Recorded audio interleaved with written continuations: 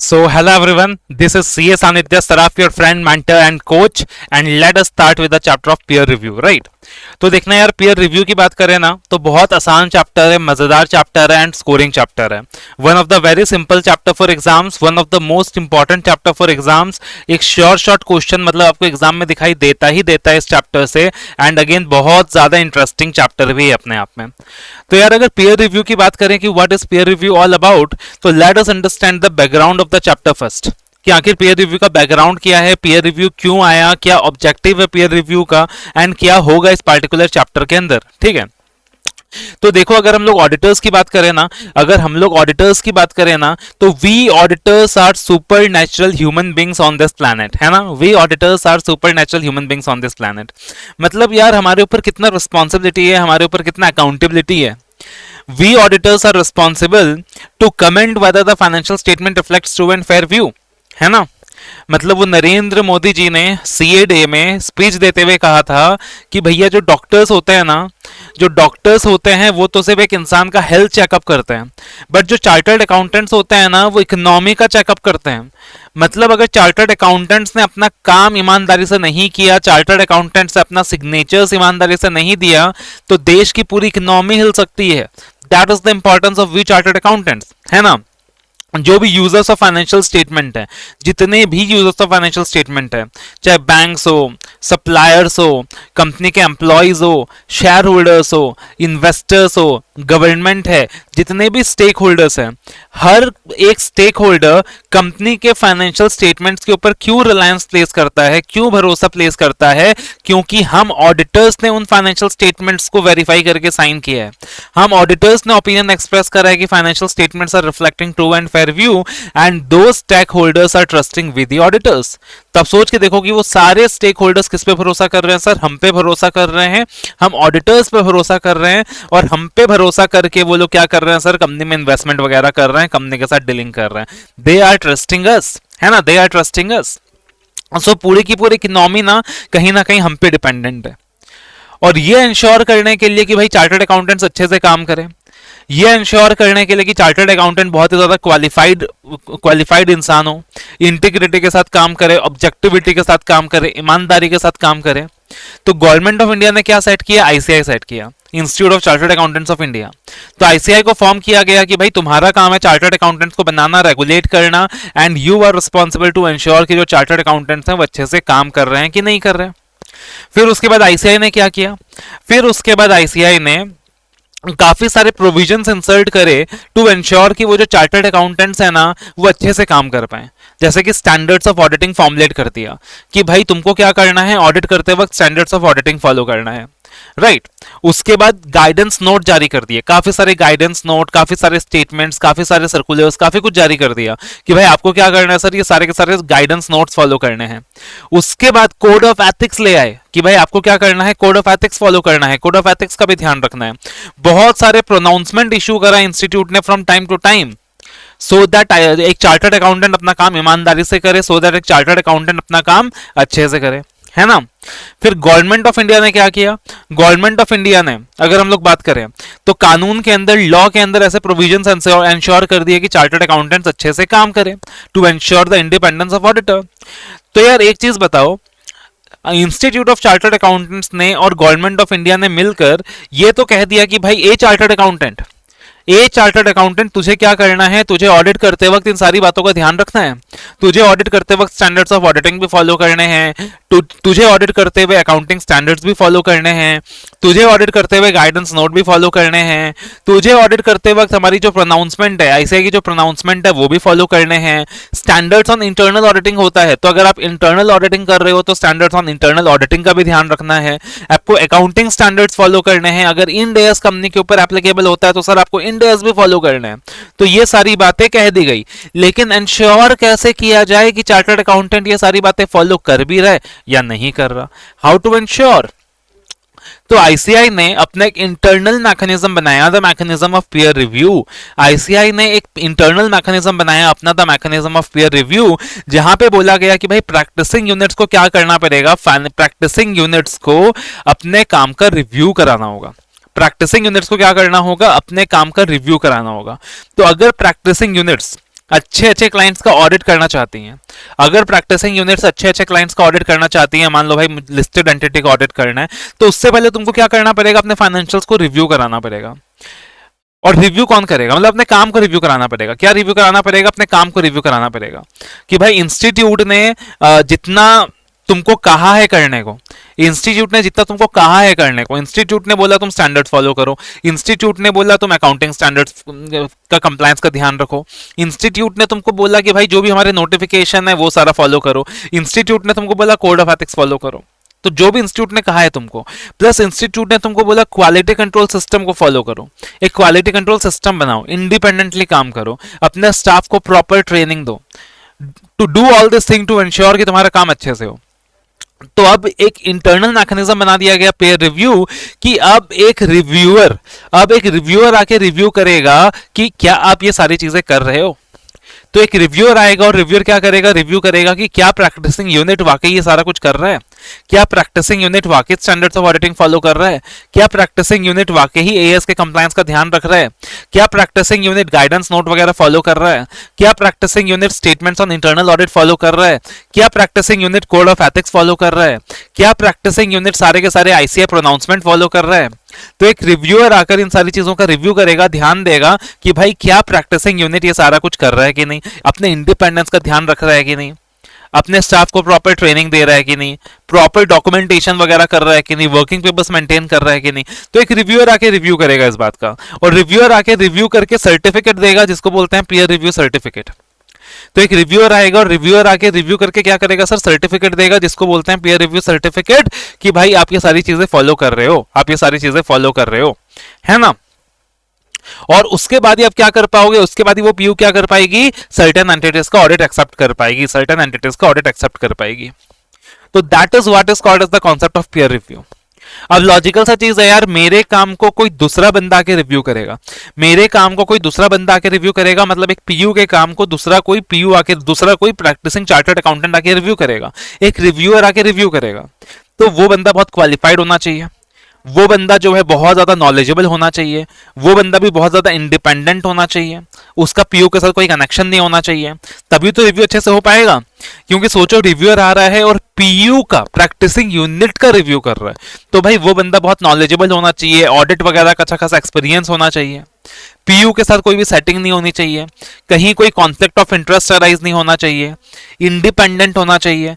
और वो रिव्यूअर आके रिव्यू करेगा और रिव्यू करके बताएगा कि हाँ भाई प्रैक्टिसिंग यूनिट ने ये सारी चीजें फॉलो करी हैं, एंड एक पीयर रिव्यू सर्टिफिकेट जारी कर देगा।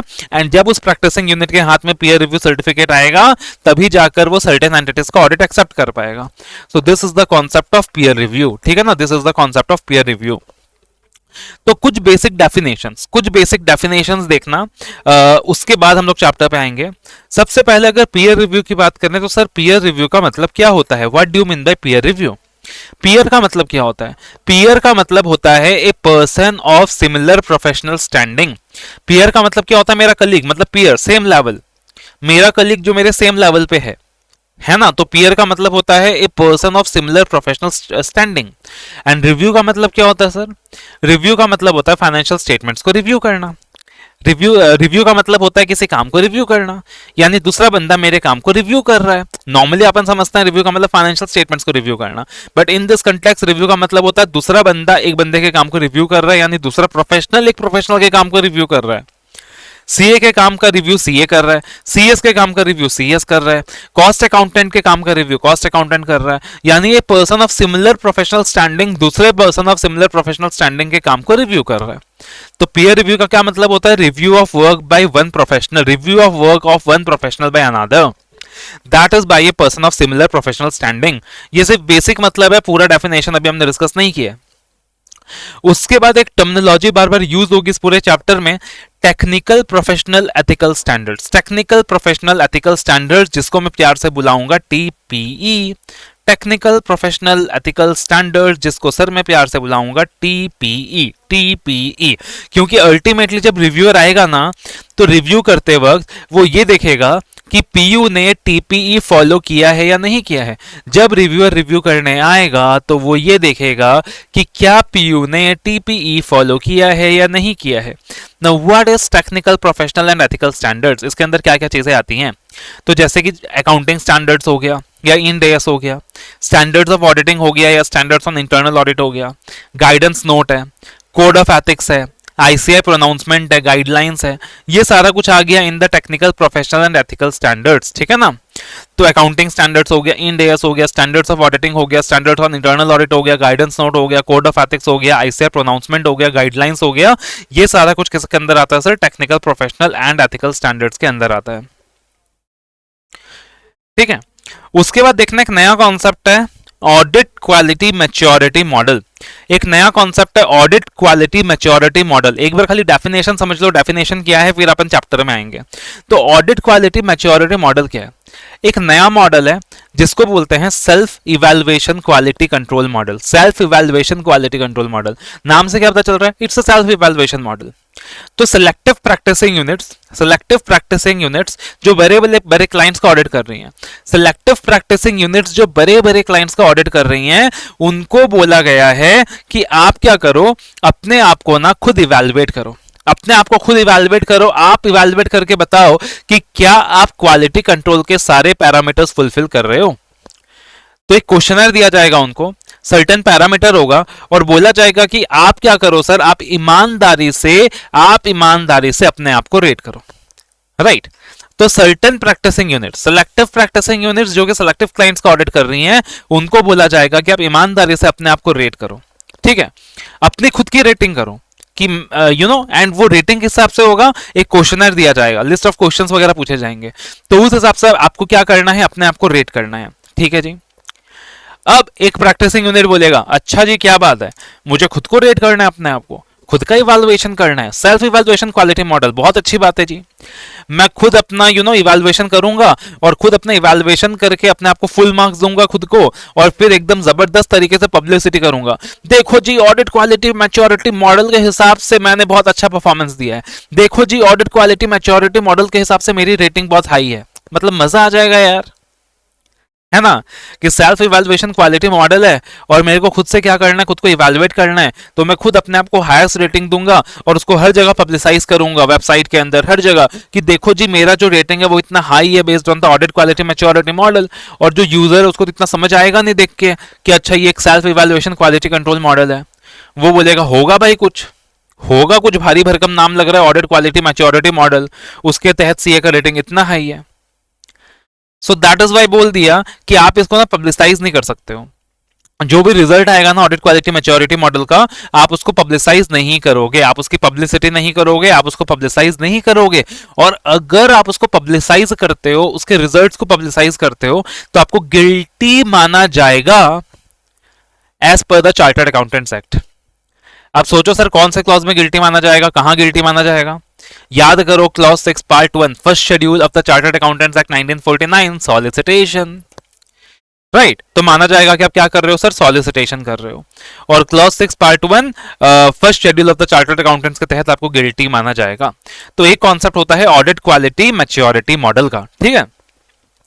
अब ऑडिट क्वालिटी मैच्योरिटी मॉडल का कॉन्सेप्ट अपन ने क्यों डिस्कस किया है, क्योंकि अब क्या बोला गया, बोला कि जब रिव्यूअर रिव्यू करने आएगा ना, किसका रिव्यू करने आएगा, पीयू का रिव्यू करने आएगा, एक प्रैक्टिसिंग यूनिट का रिव्यू करने आएगा, तो रिव्यूअर एक तो ये देखेगा ही देखेगा कि टीपीई फॉलो हो रहा है कि नहीं, मतलब technical professional ethical standards follow हो रहा है कि नहीं। साथ ही साथ अगर उस प्रैक्टिसिंग यूनिट के ऊपर audit quality maturity model applicable है, तो ऑडिट क्वालिटी मैच्योरिटी मॉडल को भी चेक करेगा कि भाई ऑडिट क्वालिटी मैच्योरिटी मॉडल के हिसाब से सेल्फ इवैल्यूएशन प्रैक्टिसिंग यूनिट ने किया है कि नहीं, अपने आप को रेटिंग बराबर से दिया है कि नहीं, उस चीज को कहीं पब्लिसाइज तो नहीं किया, right.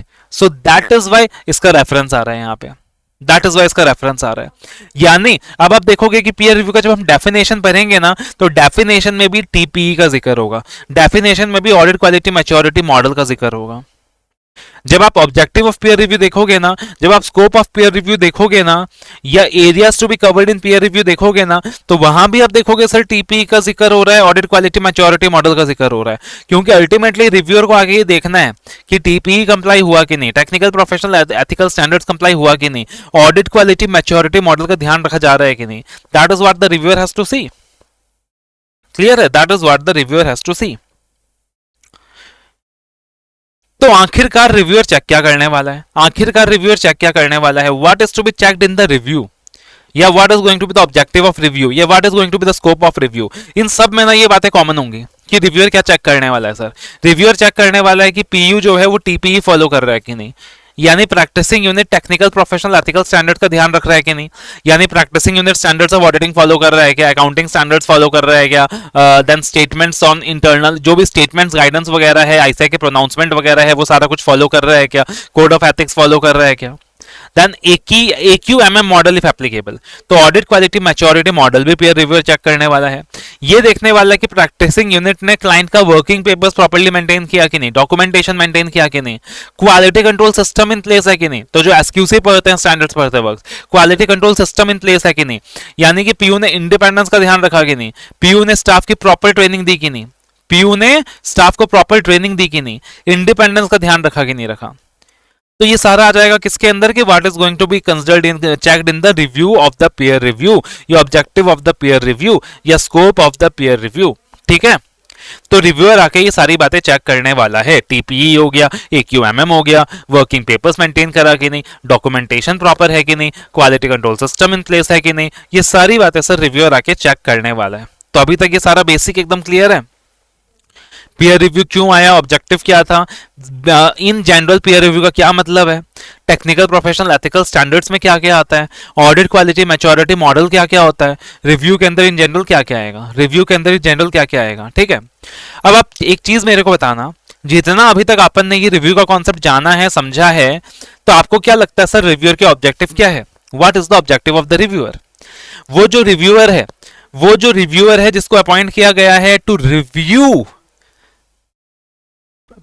review the following of the PU, that is CPE, AQMM, working papers, quality control system in place वगैरह वगैरह। तो आखिरकार उस रिव्यूअर का ऑब्जेक्टिव क्या है? सर मैं बताऊंगा रिव्यूअर का ऑब्जेक्टिव है उस पीयू का ना डेफिशिएंसीज निकालना, उस पीयू का ना कमियां निकालना, ये बताना कि देख पीयू तू बहुत नालायक है, तू अच्छे से काम नहीं कर रहा है, तेरा quality control system in place नहीं है, तू अच्छे से काम नहीं कर रहा है, हम तेरा complain institute of chartered accountants of India को करेंगे और institute of chartered accountants of India तेरे अगेंस्ट एक्शन लेगा। क्या ये ऑब्जेक्टिव है रिव्यूअर का? नहीं, this is not the objective of the review. ये चीज समझना होगा प्रैक्टिसिंग यूनिट्स को कि रिव्यू का ये ऑब्जेक्टिव नहीं है। अगर प्रैक्टिसिंग यूनिट्स ये मान के चलेगा कि रिव्यूअर का ऐसा ऑब्जेक्टिव है, तो यार वो रिव्यूअर के साथ कभी कोऑर्डिनेट ही नहीं करेंगे, कोऑपरेट ही नहीं करेंगे, मतलब this is not the objective of the review. The objective of the review, याद रखिएगा, is not to find the deficiencies in the PU system. वो ऑब्जेक्टिव नहीं है तुम्हारी कमियां निकालना, तुमको गाली दिलवाना, वो ऑब्जेक्टिव नहीं है। तुम्हारा जो क्वालिटी ऑफ एश्योरेंस सर्विसेज है उसको बेटर करना रिव्यू का ऑब्जेक्टिव है, कि चार्टर्ड अकाउंटेंट जो एश्योरेंस सर्विसेज प्रोवाइड करता है उस एश्योरेंस सर्विसेज की क्वालिटी को बेटर करना रिव्यू का ऑब्जेक्टिव है। वही आईसीआई का ऑब्जेक्टिव है कि जो chartered accountants assurance services provide कर रहे हैं वो हाईएस्ट क्वालिटी का हो। तो क्वालिटी ऑफ सर्विसेज इंप्रूव करना ही पीयर रिव्यू का ऑब्जेक्टिव है, right. Quality of services improve करना ही पीयर रिव्यू का ऑब्जेक्टिव है। Quality of assurance functions improve करना ही पीयर रिव्यू का ऑब्जेक्टिव है। एंड ध्यान से सुनिएगा मैंने वर्ड क्या यूज किया, क्वालिटी ऑफ एश्योरेंस फंक्शंस को इंप्रूव करना ही पीयर रिव्यू का ऑब्जेक्टिव है। यानी कि रिव्यू में ना हम लोग सिर्फ एश्योरेंस फंक्शंस को कवर करने वाले हैं, रिव्यू में हम लोग सिर्फ अटेस्टेशन फंक्शंस को कवर करने वाले हैं। एक चार्टर्ड अकाउंटेंट हो सकता है कि बहुत सारे एरियाज में काम करता है, वो किसी क्लाइंट का स्टैट्यूटरी ऑडिट करता है, अटेस्टेशन सर्विसेज प्रोवाइड करता है, वो दूसरे क्लाइंट का इंटरनल ऑडिट करता है, कहीं कंसल्टेंसी का काम करता है, कहीं अकाउंटिंग का काम करता है, बहुत सारा काम करता है। हो सकता है ना अलग अलग क्लाइंट्स के साथ तो मैं अलग अलग काम कर ही सकता हूं। रेस्ट्रिक्शन ये है कि किसी एक क्लाइंट के अंदर मैं मल्टीपल काम नहीं कर सकता। सेक्शन 144 तो ये बोलता है कि भैया मैं एक क्लाइंट को कंसल्टेंसी दे रहा हूं तो मैं उसको ऑडिट नहीं कर सकता। बट ऐसा तो पॉसिबल है ना कि मैं क्लाइंट ए का कंसल्टेंसी का काम कर रहा हूं, क्लाइंट ए को कंसल्टेंसी दे रहा हूं, क्लाइंट बी को ऑडिट कर रहा हूं, दैट इज पॉसिबल, राइट तो अल्टीमेटली मेरे बहुत सारे क्लाइंट्स होंगे, हर किसी को मैं अलग अलग सर्विसेज रेंडर करता हूंगा, बट जब रिव्यूअर आएगा ना वो खाली इतना पूछेगा कि बता तू एश्योरेंस सर्विसेज किसको किसको रेंडर कर रहा है, तू अटेस्टेशन सर्विसेज किसको किसको रेंडर कर रहा है। फिर मैं उसको बताऊंगा कि हाँ भाई मैं अटेस्टेशन सर्विसेज किसको किसको रेंडर कर रहा हूं, मैं एश्योरेंस सर्विसेज किसको किसको रेंडर कर रहा हूं। Now out of the various clients जिनको मैं अटेस्टेशन सर्विसेज रेंडर कर रहा हूं, उसमें से रिव्यूअर सेलेक्ट करेगा कि अच्छा मेरे को कौन कौन सा क्लाइंट का फाइल तेरा रिव्यू करना है। क्लियर है? तो एक चीज एकदम ध्यान रखना कि जो ऑब्जेक्टिव ऑफ रिव्यू है ना वो पीयू की डेफिशिएंसीज निकालना नहीं है, क्वालिटी ऑफ एश्योरेंस सर्विसेज को इंप्रूव करना है। जो पीयर रिव्यू का ऑब्जेक्टिव है ना वो पीयू की डेफिशिएंसीज निकालना नहीं है, वो क्वालिटी ऑफ एश्योरेंस सर्विसेज को बेहतर करना है, इंप्रूव करना है। एंड पीयर रिव्यू जो एप्लीकेबल होगा सर वो सिर्फ और सिर्फ अटेस्टेशन सर्विसेज के ऊपर एप्लीकेबल होगा, वो सिर्फ और सिर्फ एश्योरेंस सर्विसेज के ऊपर एप्लीकेबल होगा। जो भी नॉन अटेस्टेशन सर्विसेज है जैसे कि कंसल्टेंसी वगैरह हो गया उनके ऊपर एप्लीकेबल नहीं होगा। ठीक है, उनके ऊपर एप्लीकेबल नहीं होगा, ये चीज ध्यान रखिएगा। अब जब रिव्यूअर आएगा, जब रिव्यूअर आएगा रिव्यू करने, अब रिव्यूअर कौन होगा, कैसे अपॉइंट होगा, उनकी बातें अभी हम नहीं कर रहे हैं, अभी हम सिर्फ चैप्टर का एक ब्रॉड लाइन देख रहे हैं। अब जब रिव्यूअर आएगा रिव्यू करने, तो जैसे कि सर आपने बताया कि वो सिर्फ एश्योरेंस सर्विसेज का रिव्यू करेगा, तो सर मान लीजिए कि भाई प्रैक्टिसिंग यूनिट मान लीजिए 10 क्लाइंट को एश्योरेंस सर्विसेज दे रहा है, तो रिव्यूअर सेलेक्ट कर लेगा कि अच्छा मेरे को कौन कौन से क्लाइंट का काम रिव्यू करना है। अब रिव्यूअर क्या बोलेगा, भाई तूने इस क्लाइंट का जो ऑडिट करा है ना तो पिछले 10 साल के रिकॉर्ड निकाल के मेरे को दे, मैं 10 साल के रिकॉर्ड्स को रिव्यू कर रहा हूं। ऐसा होगा क्या? लॉजिकली सोच के देखो, ऐसा होगा क्या? क्या वो पिछले 10 साल के रिकॉर्ड्स लेके बैठ जाएगा? क्या वो पिछले 8 साल के रिकॉर्ड्स को लेके बैठ जाएगा? The answer is no. अपने को समझना पड़ेगा रिव्यू कोई ऑडिट तो है नहीं, रिव्यू एक जनरल एग्जामिनेशन है कि भैया पीयू ने सारा क्वालिटी कंट्रोल सिस्टम फॉलो किया कि नहीं, टीपीई फॉलो किया कि नहीं, वगैरह वगैरह। तो वहां पे ना एक रेस्ट्रिक्शन है। रेस्ट्रिक्शन क्या है कि जो स्कोप ऑफ रिव्यू होगा वो कन्फाइंड होगा टू द प्रीसीडिंग 3 इयर्स। जो स्कोप ऑफ रिव्यू होगा वो कन्फाइंड होगा टू द प्रीसीडिंग 3 इयर्स। तो दिमाग में बैठा लो, जो स्कोप ऑफ रिव्यू होगा वो कन्फाइंड होगा टू द प्रीसीडिंग 3 इयर्स। सिर्फ पिछले 3 साल के इंफॉर्मेशन को ही रिव्यू में कवर किया जाएगा, सिर्फ पिछले 3 साल के इंफॉर्मेशन को ही सर रिव्यू में कवर किया जाएगा। ठीक है जी, तो एक बार ये पहले 4 पॉइंट्स क्लियर कर लो, उसके बाद हम लोग चैप्टर में आगे बढ़ेंगे। पीयर रिव्यू का बेसिक मतलब क्या है? Review of work of one professional by another. ये पीयर रिव्यू का कंप्लीट डेफिनेशन नहीं है, कंप्लीट डेफिनेशन अभी देखेंगे। By a person of similar professional standing. उसके बाद टेक्निकल प्रोफेशनल एथिकल स्टैंडर्ड्स। इसके अंदर क्या क्या आता है सर? एएस आ गया या इंड एएस आ गया, जो भी एप्लीकेबल है। स्टैंडर्ड्स ऑफ ऑडिटिंग हो गया, स्टैंडर्ड्स ऑन इंटरनल ऑडिट हो गया, गाइडेंस नोट हो गया, कोड ऑफ एथिक्स हो गया, आईसीएफ अनाउंसमेंट हो गया, गाइडलाइंस हो गया, ये सारा कुछ आ गया। ऑडिट क्वालिटी मैच्योरिटी मॉडल क्या था सर? एक सेल्फ इवैल्यूएशन क्वालिटी मॉडल था। तो सिलेक्टिव पीयूज जो सिलेक्टिव क्लाइंट्स का ऑडिट कर रहे हैं उनको अपने आप को सेल्फ रेटिंग कर देना है based on certain questions and parameters, right. अब एग्जैक्टली ये पैरामीटर क्या है, कॉन्सेप्ट क्या है, आपके सिलेबस में नहीं है, तो आपको उतना डिटेल में घुसने का जरूरत नहीं है। बट वो जो इवैल्यूएशन होगा उसको पब्लिसाइज नहीं करना। अगर सीए पब्लिसाइज करता है, he will be guilty of professional misconduct under clause 6 part 1 first schedule. Now what is to be checked in the review? Objective scope. तो कॉमनली क्या चेक होने वाला है sir? TPE, AQMM if applicable, working paper of the clients, quality control system in place है कि नहीं है, जिसके अंदर मेनली इंडिपेंडेंस आ जाएगा, स्टाफ ट्रेनिंग को देख लेंगे। ऑब्जेक्टिव ऑफ रिव्यू क्या होगा सर? पीयू की डेफिशिएंसीज निकालना ऑब्जेक्टिव नहीं है, quality of assurance services better करना ही हमारा ऑब्जेक्टिव है। एंड जो स्कोप ऑफ रिव्यू है वो प्रीसीडिंग 3 इयर्स तक कन्फाइंड होगा। एंड पीयर रिव्यू के अंदर सिर्फ और सिर्फ एश्योरेंस फंक्शंस कवर्ड होंगे, अटेस्टेशन फंक्शंस कवर्ड होंगे। जो भी नॉन अटेस्टेशन फंक्शंस हैं वो रिव्यूअर के स्कोप में नहीं आएगा, वो सारी चीजें उसमें कवर्ड नहीं होंगी। ठीक है, एक बार इतना एकदम क्लियर कर लो, एक बार इन चीजों को नोट डाउन कर लीजिए।